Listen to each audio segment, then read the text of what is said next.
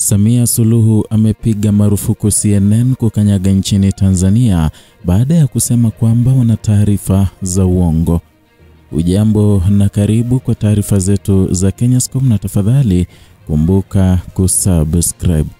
Katika kile kinachoonekana kama jaribio kali la kudhibiti simulizi linaloendelea kuikumba Tanzania kimataifa, Rais Samia Suluhu kupitia msemaji wa serikali Gerson Msigwa ametoa tamko zito lililolenga moja kwa moja vyombo vikubwa vya habari duniani ikiwemo CNN, BBC, Al Jazeera na DW.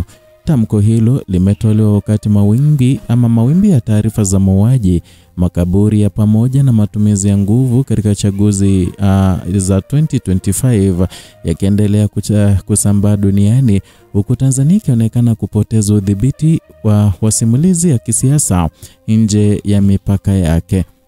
Shinikizo la kimataifa linaongezeka na hatua ya vyombo hivyo kuchapisha uchunguzi wa ghasia za uchaguzi imeifanya serikali kuanza mapambano ya hadharani dhidi ya tasnia nzima ya habari duniani.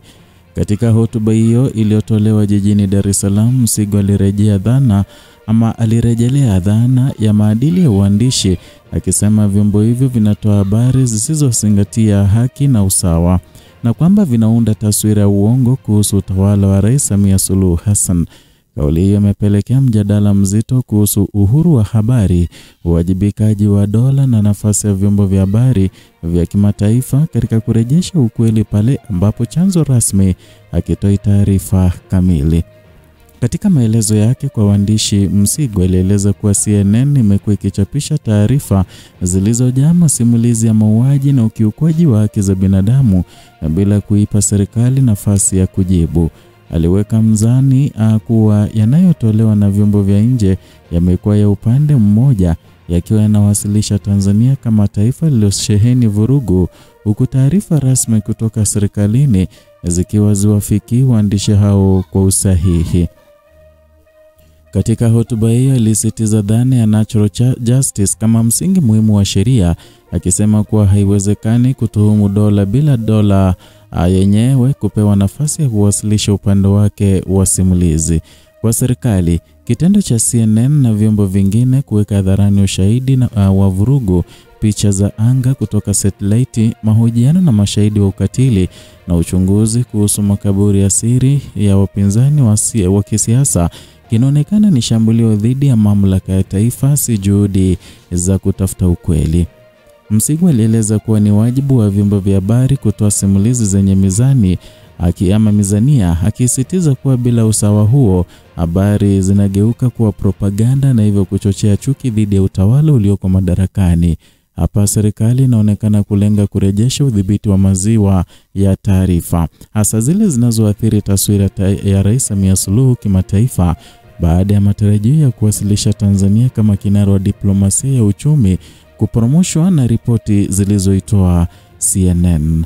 Lakini upeo wa hoja unachora picha tofauti, kwamba vyombo vya ndani vilifungwa, uhuru wa vyombo vya habari ulizuiliwa na upatikanaji wa taarifa kutoka mashinani ulifutwa wakati wa uchaguzi, ikimaanisha kuwa waandishi wa ndani walikuwa kimya kwa lazima. Na katika mazingira hayo, jukumu la kimataifa lilitekelezwa na mashirika ya nje, na ndipo sura ya mzozo ilipozaliwa. Chanzo cha mgogoro huu ni ripoti ya mauaji ya raia, matumizi ya nguvu za kijeshi, utekaji na kufichwa kwa idadi halisi ya waliouawa baada ya Tanzania kuripoti uchaguzi ambao Samia Suluhu alitangazwa mshindi kwa zaidi ya 98%. Uchaguzi uliambatana na kile kilichoelezwa na makundi ya kiraia kama machafuko makubwa zaidi nchini katika miaka ya karibuni. Mitandao ilikatwa, waandishi walizuiwa na taarifa za moja kwa moja kutoka vituo vya kupiga kura hazikuweza kusambazwa. Na katika hali hiyo, ushindi pekee uliokuwa ukitoka ulimwenguni ulikuwa kupitia utafiti wa kimataifa. Ndipo sababu CNN, BBC, Al Jazeera na DW zikawa na nafasi ya kuandika historia ya uchaguzi huo kwa niaba ya waandishi waliokuwa hapo, lakini walikosa uhuru wa kufanya kazi. Matukio ya uchaguzi yalizaa wimbi la kukamatwa kwa watu zaidi ya 600, wengi wao vijana. Walishtakiwa kwa makosa mazito ikiwemo uhaini, uhalifu wa kisiasa na ushiriki katika harakati za mabadiliko ya mifumo ya uchaguzi. Hata hivyo, Samia katika ufunguzi wa bunge la 13 alitangaza msamaha kwa baadhi ya waliofungwa, akisema kwamba sehemu ya vijana hao walikuwa wamechochewa na mkumbo una si nia ya uhalifu.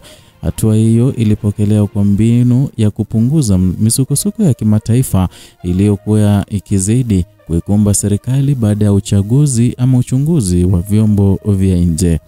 Hata hivyo, msamaha haukuzima tuhuma za msingi. Je, waliouawa walizikwa wapi? Ni nani aliyehusika na ni nani na ni kwa nini taarifa rasmi hazikutolewa wakati uchaguzi? Swali hilo ndilo liloifanya CNN kuwa katikati ya ukosoaji wa serikali. Tamko la Msigwa halikuwa la lawama pekee bali pia ombi na onyo. Serikali imesema iko tayari kukutana na vyombo vya kimataifa ili kujieleza na kusahihisha taarifa zao. Lengo linaonekana kuwa kurudisha simulizi kwenye mikono ya dola na sio mashirika ya uchunguzi ambayo yanafichua matukio kwa kutumia ushahidi shambani, mashahidi, picha za satellite na uchunguzi huru. Lakini msimamo huu unaibua maswali mapana kuhusu uhuru wa habari. Na je, simulizi za kimataifa zinatakiwa kuanza kuthibitishwa na serikali kabla ya kuchapishwa? Je, haki ya chanzo rasmi na kujibu ni kikwazo cha kuchapisha ukweli au ni hitaji la kisheria? Na je, ni sahihi kuomba usawa katika ripoti kuhusu mauaji wakati wahusika wanaotuhumiwa ndio wanaodhibiti taarifa? Mpambano huu umeipa Tanzania sura mbili katika jukwaa la dunia: taifa linalosema linatetea usawa wa taifa ama wa taarifa na maadili ya uandishi, taifa linaloonekana kuogopa uchunguzi wa uhuru wa habari na kuwanyima waandishi nafasi ya uwazi.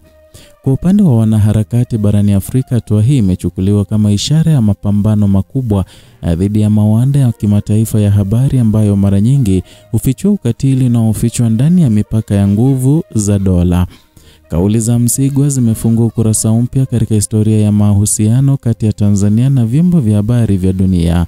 Wakati dola ikijaribu kulinda taswira yake ya kudhibiti simulizi kwa misingi ya maadili ya uandishi, vyombo vya habari vya kimataifa vinashikilia kuwa jukumu hilo si kushirikiana kisiasa bali kuweka wazi kinachoendelea hata kama kinapingana na maslahi ya utawala.